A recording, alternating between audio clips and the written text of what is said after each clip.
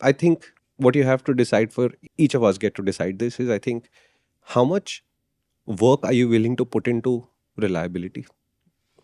I mean something specific by that. I'll come to that. And the second is, are you looking for a problem or are you looking for a solution? Hmm. What I mean by that is, when I'm buying a vehicle of any sort, and increasingly when I'm writing stories for View and Balance and all of that, I am reading the user manual, and I'm reading it starting with the maintenance schedule. I'm looking at what is the manufacturer saying, what are they expecting my contribution to be to keep this thing running for a really long time. Which is how, for example, when the BSA Gold Star comes out and they say 6,000 kilometer service interval but annual, it does not compute. Why Hmm. does it not compute? Because 6,000 is usually a half yearly interval, and people who give a year long interval usually go around 10,000 kilometers. So, how is that this bike has a half yearly interval by mileage but a yearly By by time. time? Hmm. This doesn't compute. But if you read the rest of that maintenance schedule, there's nothing unusual in it. But that's what they expect us to do, to check the air filter that many times before it is replaced, to check your oil level that many times. And if you're not willing to do those things, then your expectation of reliability is a little bit unfounded. And I think the Japanese overcome it on this front, because they say that, hey, listen, a lot of the guys buying our cars or products will just not pay enough attention. So we'll overbuild it. And you take the current Suzuki motorcycles, for example, they are overbuilt. They do not match our quality expectations, they exceed them.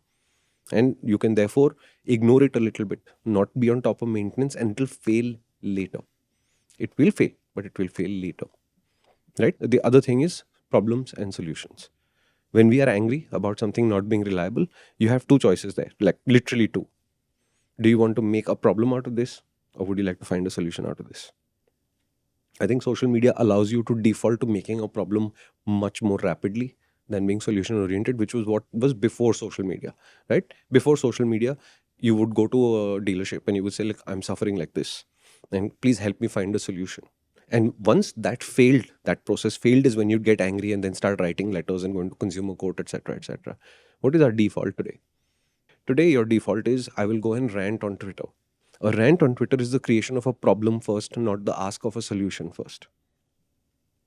And I'm not saying that the company is not responsible to give you a solution. I'm just saying your stance is, I'm going to create a problem.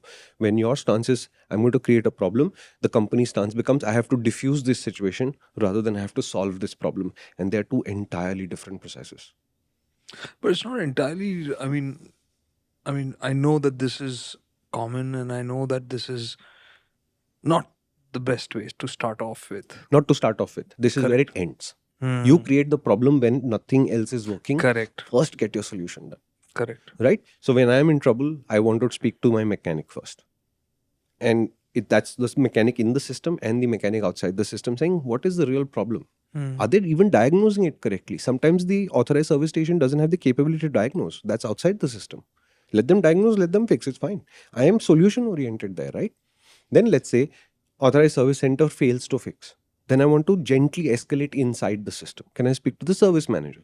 Doesn't work. Can I speak to the regional service manager? The regional service manager belongs to the brand. He's a representative of the brand. He's an employee of the brand, responsible for that district or that state or whatever it is.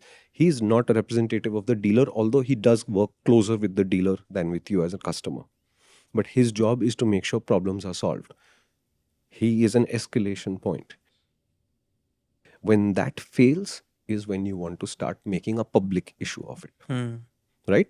There are exceptions, and the exceptions are when you can see everybody has the same issue. Like in the Ola case, what I'm shocked by is if Ola Electric's Twitter account is full of people complaining, and I'm saying full, it's like if there are 1,000 replies, 998 appear to be people complaining. When the wave is so strongly saying this brand doesn't help, at that point, raising the voice should have been something far more stronger, which is consumer court or something like that. Okay. I think this is a great point to take off with this idea. Why are people so reluctant to believe that something is not working?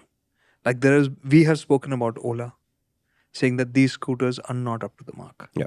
right? To They the are point where we something. don't test them anymore. Yeah, we are not we're not even recommending them. No. We're not even riding them, saying that because the changes that they've made are not enough to actually take care of the core problems of the vehicle. Yeah. Right? We have all these streams of conversations in the digital space where people are complaining about service, about failures, lack of service, etc. And just lack of response, which is the worst. Despite which, Hmm. people are constantly asking, should I buy an Ola?